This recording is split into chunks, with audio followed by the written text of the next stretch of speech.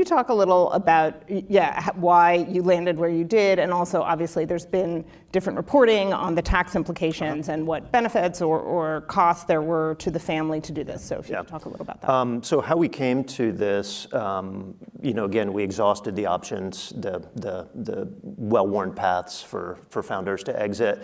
And so we started looking at, different structures and we took inspiration from some other companies that were very purpose-led, Ben & Jerry's and Newman's Own, and there were flaws in each of those. And so we ended up putting together, taking existing tools and cobbling them together. So in essence, and it's a complex story, or it's a complex structure, but it's a simple narrative. The simple narrative is this: there's a purpose trust. Trusts generally benefit a person.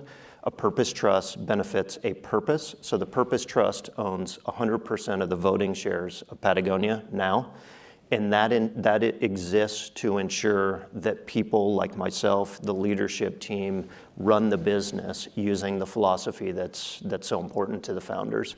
And then there's the Holdfast Collective, and that receives all of the profits from the business, and its purpose is cash flowing the environment. So that's the structure that we landed on. On the tax piece, it's been widely reported on, and a few things. Number one, we have always paid our taxes. That's public record that can be pulled, and that's not just in America, but that's around the world. We don't employ complex business structures to avoid paying taxes, so we have never structured the business that way. It's not only that we pay our taxes, we have always believed in paying our taxes. When Trump pushed through a corporate tax reduction, we actually took the benefit of that, $10 million, and gave it to small grassroots organizations working on the front lines of the climate crisis.